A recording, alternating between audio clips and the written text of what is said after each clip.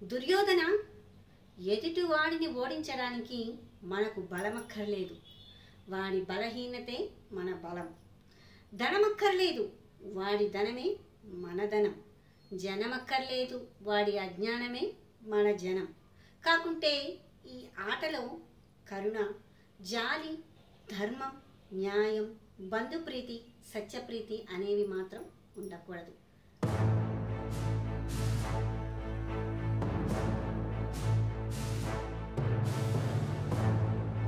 అంటూ దుర్యోధనుడికి శకుని ఇలా చెప్పాడనమాట. మరి దానివల్ల పర్యవసానం ఏమిటో తెలుసా? జూదం యుద్ధానికి నాంది, కౌరవ వంశం నాశనానికి నాంది, శకుని లాంటి వాళ్ళు కుటుంబ నాశనానికి నాంది. మరి మహాభారతంలో ఎంతో ముఖ్యమైనటువంటి పాత్రలో శకుని పాత్ర ఒకటి. దుర్యోధనుడు విచారంగా ఉన్నాడు. అది గమనించిన శకుని, సుయోధన జయాలకు ఆనందించాలి, మరి అపజయాలకు కృంగిపోకూడదు. అప్పుడే బలం, బలగం, యుక్తి, కుయుక్తి అన్నీ పెంచుకోవాలి. నీవన్నట్టు యుద్ధంలో పాండవులను జయించడం దేవతలకు కూడా వీలు కాలేదు. వాళ్లను జయించడానికి ఒక ఉపాయం చెప్తాను. ధర్మరాజుకు జూదం అంటే ఎంతో ఇష్టం, కానీ ఎలా ఆడాలో తెలియదు.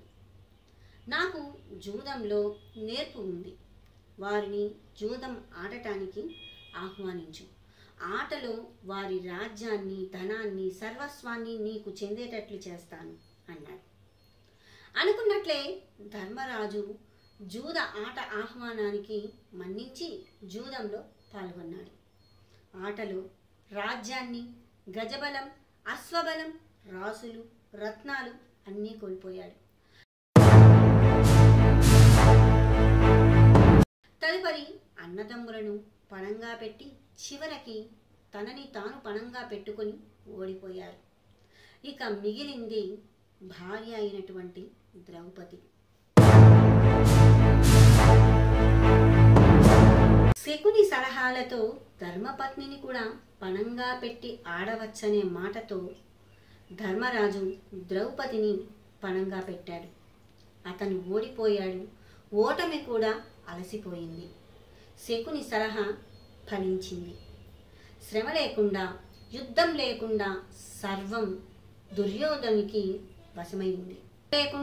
యుద్ధం లేకుండా సర్వం దుర్యోధనుని వశమయ్యింది. రక్తపాతం లేని రాజ్యాన్ని ఇచ్చారు. జన నష్టం లేని, ధనం నష్టం లేని విజయాన్ని చేకూర్చారు. మీకు రుణపడిపోయాను అంటూ దుర్యోధనుడు శకుని చేతులు పట్టుకొని జోడించారు. అప్పుడు అన్నమాటలే, దుర్యోధన, ఎదుటివాడిని ఓడించడానికి మనకి కావలసింది బలమక్కరలేదు, వాడి బలహీనత అయితే సరిపోతుంది అని. ధనమక్కర్లేదు, వాడి ధనమే మన ధనమని. జనమక్కర్లేదు, వాడి అజ్ఞానమే మన జనమని. కాబట్టి మనం ఎప్పుడైనా సరే మనం అధైర్యపడిపోతుంటే పక్కవాడికి బలం పెరుగుతూ ఉంటుంది.